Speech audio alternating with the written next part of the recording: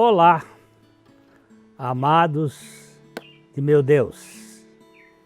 Que alegria é estar em contato de novo com vocês através do nosso programa. Você sabe que o nosso objetivo aqui é anunciar o Evangelho das insondáveis riquezas de Cristo, o Evangelho de Deus, o Deus que se fez gente, que habitou entre nós e que por meio da sua graça, Ele pode habitar em nós, vivendo em nós, sendo nós tabernáculos do Senhor. Os links estão aí na tela da sua TV, youtube.com/PIBLondrina1 e facebook.com/programa Café e Fé, tudo junto. Você pode ser um aliado nosso. Nós contamos com a sua participação, com a sua colaboração para que esse programa se mantenha. Nós temos custos, nós contamos com as suas orações, nós temos bastante lutas e que você divulgue para que outras pessoas conheçam o Evangelho e alcance a revelação da graça de Deus e assim se torne uma nova criatura em Cristo Jesus. Nós vamos às indicações de leitura desta semana e logo a gente volta.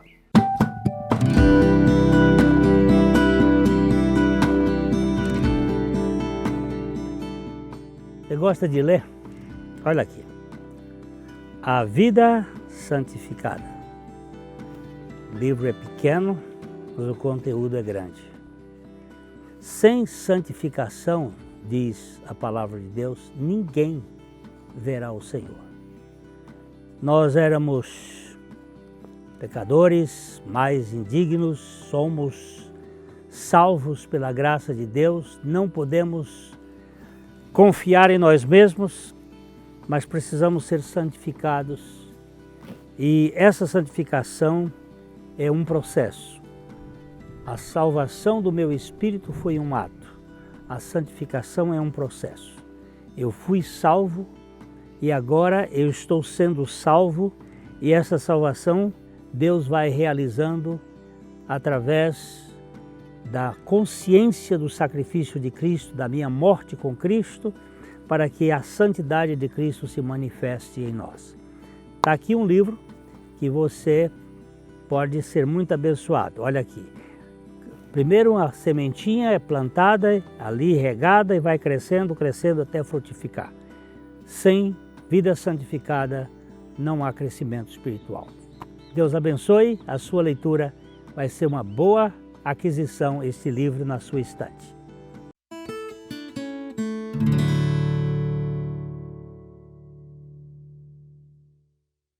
Na Ótica Higienópolis você terá um atendimento diferenciado com as melhores opções de lentes e armações para a sua qualidade de vida, sem abrir mão da estética e moda. E o melhor, você não paga mais por isso.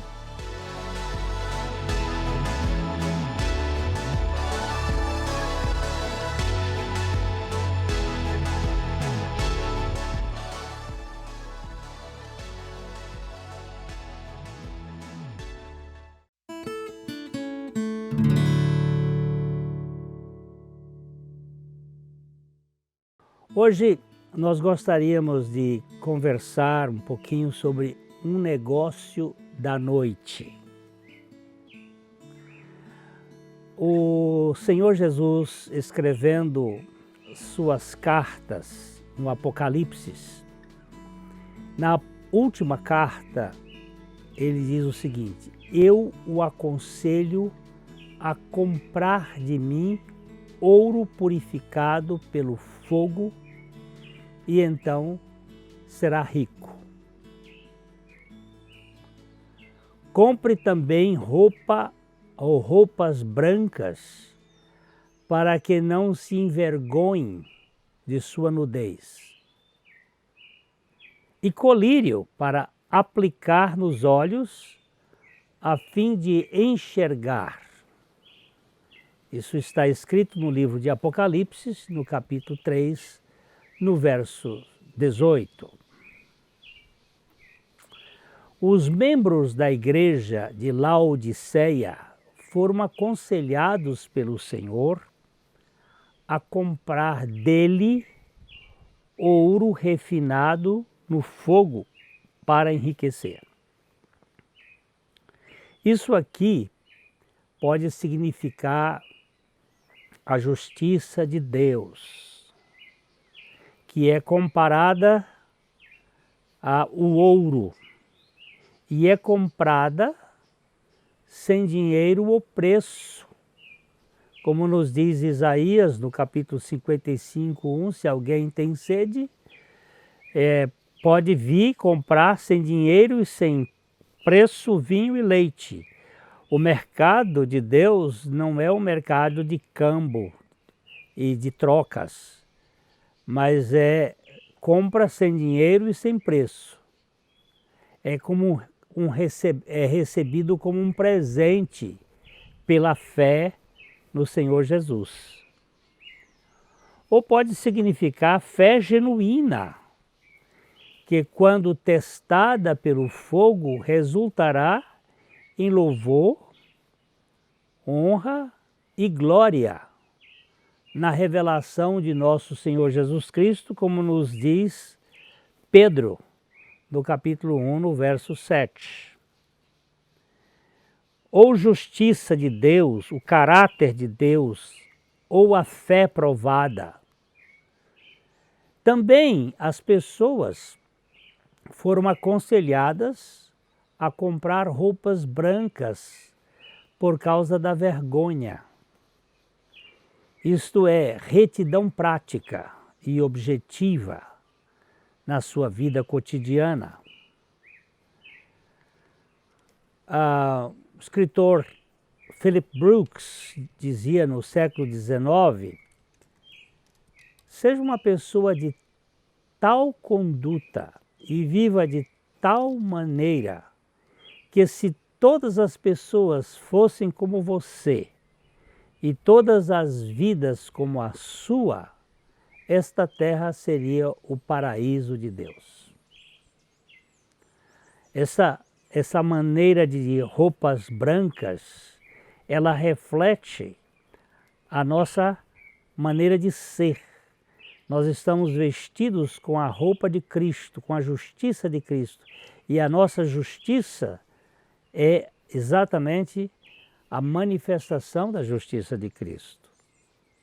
Mas é bom observar que a fé cristã não é meramente um programa de conduta, onde você é visto apenas pelo seu comportamento. Não se trata puramente de comportamentalismo. É, antes de tudo, o poder de uma nova vida que ultrapassa a conduta mais elevada de um ser humano virtuoso, ético e inatacável na sua moral. É algo maior, é algo que transcende. A conduta do cristão excede muito ao comportamento impoluto da moral, porque é Cristo vivendo nele. O cristão passou por uma substituição. Ele era um herdeiro do caráter de Adão, mas ele foi trocado através da obra da cruz, onde Jesus nos fez participantes do seu morrer, para que na ressurreição nós ganhássemos o caráter de Cristo. E é isto que faz a diferença. Se a vida de Cristo não se expressar bem no trânsito confuso da cidade, na contradição das opiniões ou nos negócios desta vida, nós temos que suspeitar do nosso cristianismo. Preste bem atenção. Se eu estou dirigindo o carro, ou se eu estou fazendo negócios, ou se eu estou dando minhas opiniões, e Cristo não está sendo visto nesse meu modo de andar, de agir, então precisamos ter uma consideração mais profunda. Será que eu sou de verdade um cristão? Há muita gente de conduta exemplar que nunca foi regenerada. Isso é verdade. É gente boa, humanamente falando, mas não entrará no reino de Deus. No reino de Deus só se pode entrar pela fé, mediante a vida de Cristo. Não sou eu, mas é Cristo quem me dá acesso à casa do Pai. E é uma transferência, ele retira de nós a vida de Adão e nos coloca a vida dele. O povo que vai habitar no reino celestial tem outras qualidades além da sua conduta neste mundo. Este povo vive de Cristo, vive por Cristo e vive para Cristo. Ele vive de é origem e vive por é meio e vive para é objetivo. O Senhor disse que também deveriam ungir seus olhos com colírio, isto é, ganhar verdadeira visão espiritual através da iluminação do Espírito Santo. Ouro, comprar vestes brancas e comprar colírio para os olhos. Ou seja, ter a justiça de Cristo, ter o caráter de Cristo e ter a iluminação do Espírito Santo. Esse conselho era especialmente apropriado uma vez que a cidade de Laodiceia era um centro de serviços bancários, de indústria têxtil e de remédios, especialmente os colírios. Era uma cidade que é bastante reconhecida na época. E ele coloca aqui essas coisas. Uma cidade bancária, uma cidade têxtil e uma cidade que tinha o seu laboratório. E ele usa aqui essas questões: o ouro, a roupa e o colírio. Os colírios e as pomadas oculares eram exportadas de lá para várias cidades do Império Romano. Daí o Espírito focar nessa questão visual. Nós precisamos ter uma visão clara das coisas de Deus. Nós precisamos ganhar uma visão e uma dimensão da realidade espiritual. Nossa visão espiritual precisa ser controlada não pelo que vemos no mundo, mas pelo que a Bíblia nos autoriza a crer. É isto que faz a diferença na vida cristã. Nós vamos dar uma paradinha aqui e logo a gente está voltando.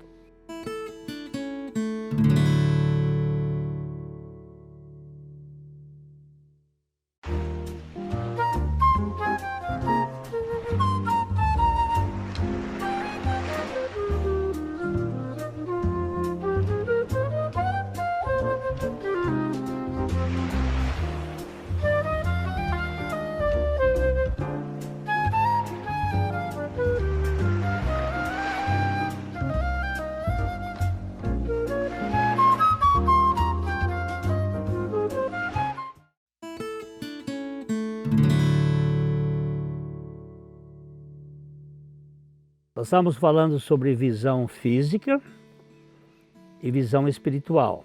Nossa visão espiritual precisa ser controlada não pelo que vemos no mundo, mas pelo que a Bíblia nos autoriza a crer.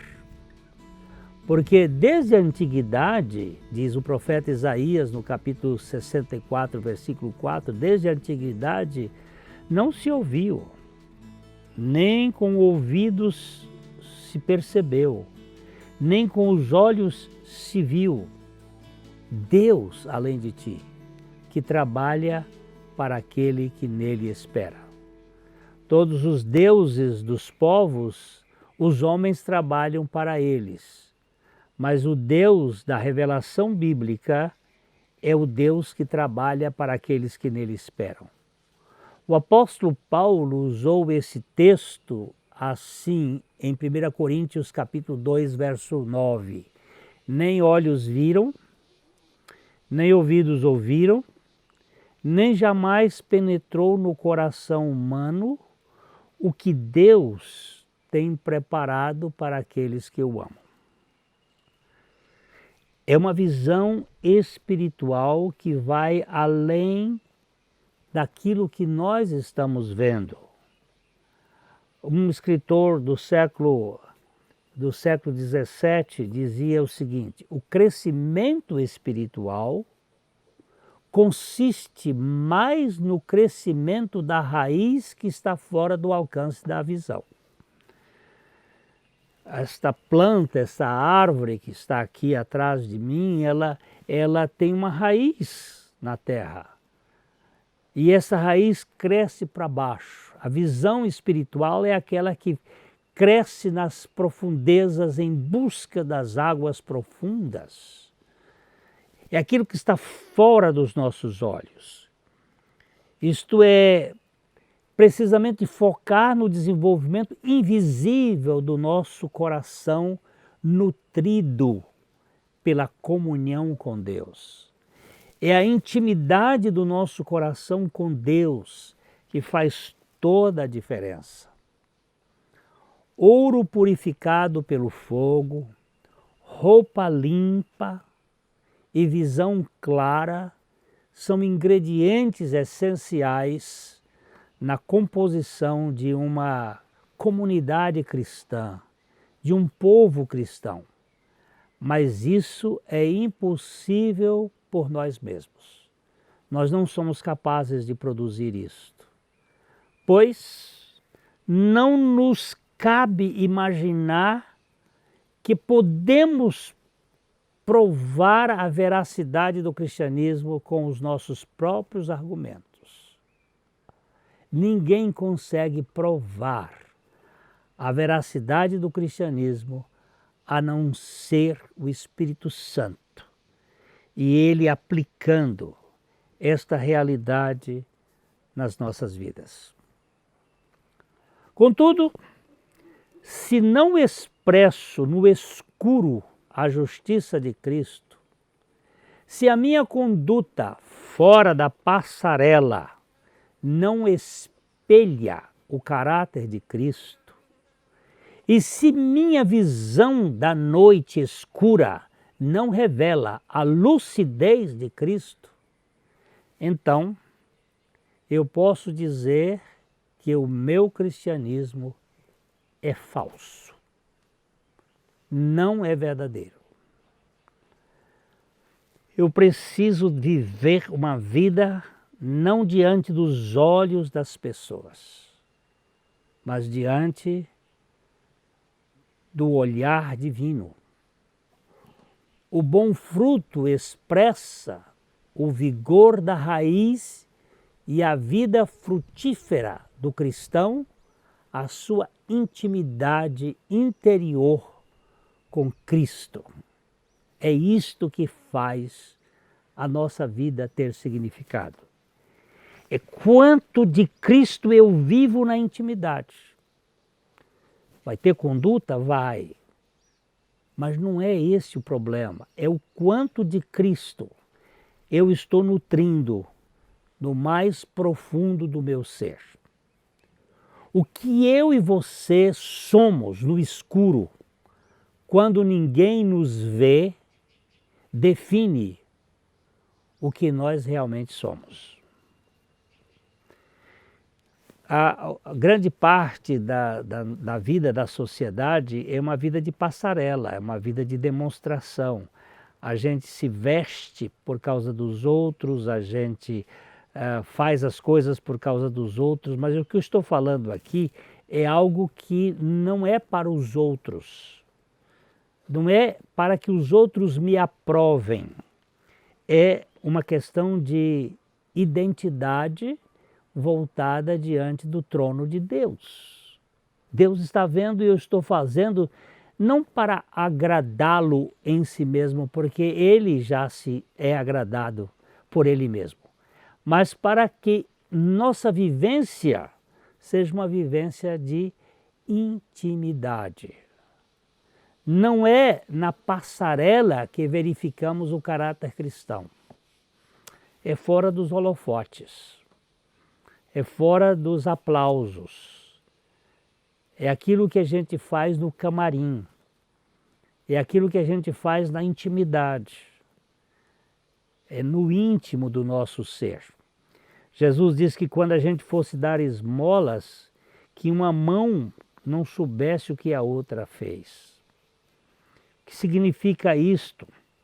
É algo extremamente íntimo, para não haver qualquer ideia de chamar a atenção.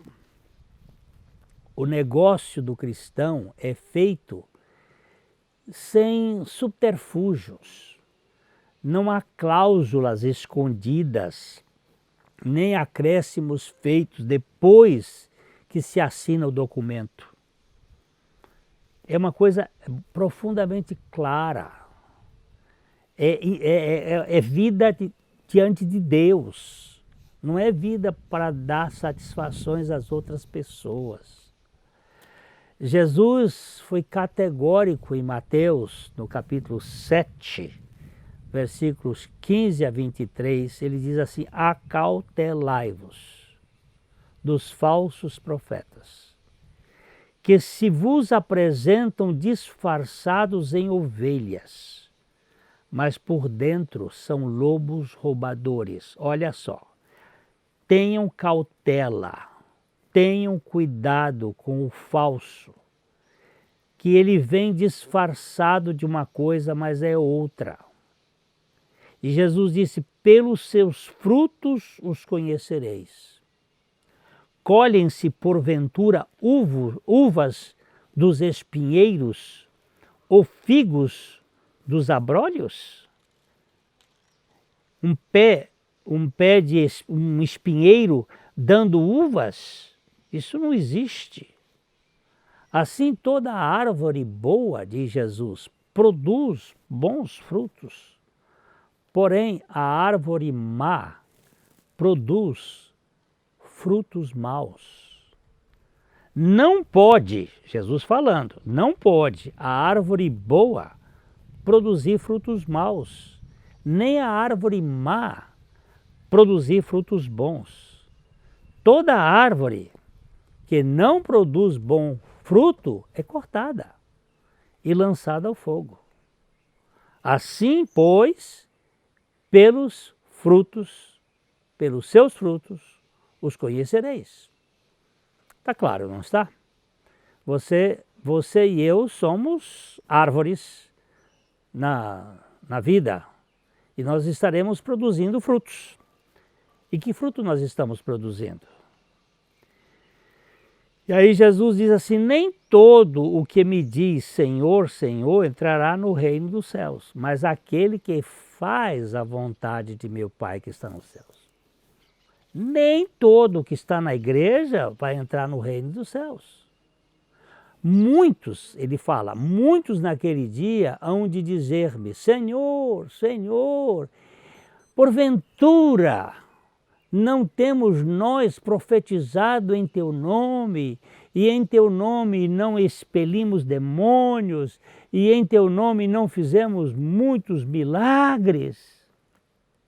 Então, ele diz assim: então lhes direi explicitamente, nunca vos conheci, apartai-vos de mim os que praticais a iniquidade. Gente, há muita gente na igreja que nunca experimentou o novo nascimento. Essa gente está na igreja, mas jamais esteve em Cristo. Espero que não seja o seu caso. É gente que tem até uma boa conduta externa, mas não tem o bom caráter de Cristo, não tem a vida de Cristo manifestando nele. Falam de Cristo, mas não expressam o caráter de Cristo, não demonstram a vida de Cristo. Agora, a pergunta é: que tipo de cristão nós somos? Que tipo de cristão você é? Que tipo de cristão eu sou? Aqueles que fingem ser da luz ou aqueles que mesmo no escuro refletem a luz de Cristo? Esta é a pergunta que você vai responder no seu coração. E se Deus quiser, no próximo programa nós estaremos juntos de coração para coração.